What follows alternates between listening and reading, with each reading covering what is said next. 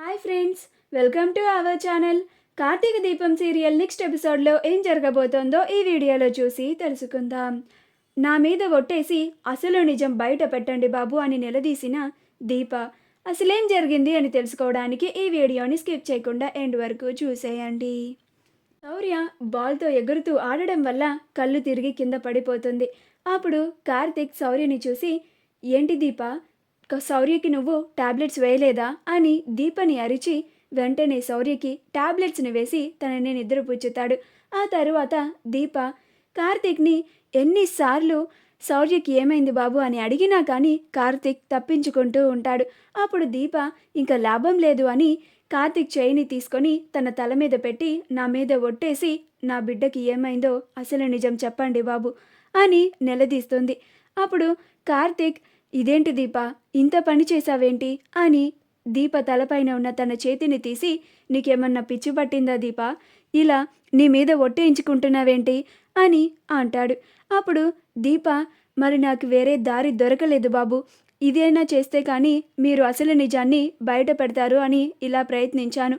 ఇప్పటికైనా అసలు నిజం చెప్పండి బాబు, శౌర్యకేమైంది అని చాలా దిగులుగా అడుగుతుంది. అప్పుడు కార్తీక్, నువ్వు కంగారు పడుకు దీప, శౌర్యకి ఏమీ కాలేదు, నేను నీకు చెప్పాను కదా, శౌర్యకి ఇంకా భయం తగ్గలేదంతే అని అంటాడు. అప్పుడు దీప, లేదు బాబు, మీరు నా దగ్గర ఏదో దాస్తున్నారు, మీరు నాకు ఈరోజు ఆ విషయం చెప్పి తీరాల్సిందే, లేకపోతే నేను మిమ్మల్ని అస్సలు వదిలిపెట్టను అని అంటుంది. ఇప్పుడు కార్తీక్, నీ దగ్గర నిజం దాస్తే నాకేమొస్తుంది దీప, అంత అవసరం నాకేముంది అని అంటాడు.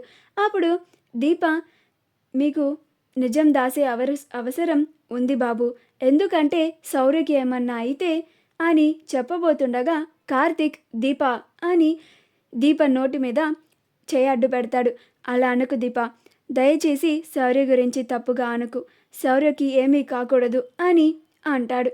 అప్పుడు దీప, ఇదిగోండి బాబు, నా బిడ్డకి ఏదో అయ్యింది, కానీ మీరు నాకు ఆ విషయం చెప్పడం లేదు, నా దగ్గర దాస్తున్నారు, ఎందుకని బాబు, నేను శౌర్య కన్న తల్లినే కదా అని అంటుంది.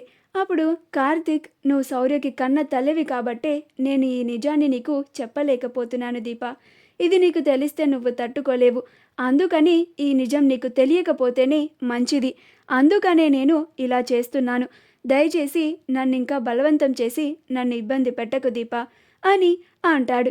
అప్పుడు దీప, అది కాదు బాబు, అసలు శౌర్యకి ఎందుకని ఇలా అవుతుంది, నేను అసలు నిజం తెలుసుకోకూడదా, ఒక తల్లిగా తెలుసుకునే బాధ్యత నాకు ఉంది కదా అని అంటుంది.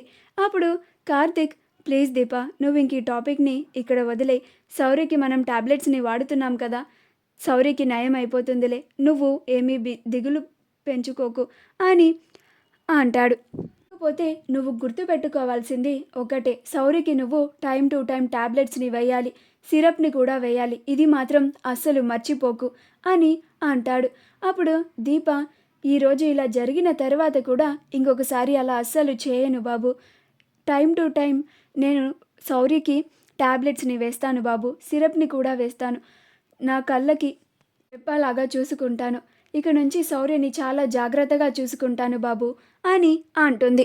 కార్తీక్, సరే దీప అని రూమ్లో నుంచి బయటికి వెళ్తూ కూడా మళ్ళీ వెనక్కి తిరిగి వచ్చి, ఇంకో విషయం దీప, మన చుట్టూ జరుగుతున్న గొడవలు శౌర్యకి అస్సలు తెలియకూడదు, అవన్నీ తెలిస్తే శౌర్య మనసు బాధపడుతుంది, శౌర్య ఎప్పుడూ నవ్వుతూ సంతోషంగానే ఉండాలి అని అంటాడు. అప్పుడు దీప, అలాగే బాబు అని అంటుంది. మా వీడియో కనుక మీకు నచ్చినట్లయితే లైక్ చేయండి, షేర్ చేయండి, మా ఛానల్ని సబ్స్క్రైబ్ చేసుకోండి, పక్కనే ఉన్న బెల్ ఐకాన్ని క్లిక్ చేయడం మాత్రం మర్చిపోకండి.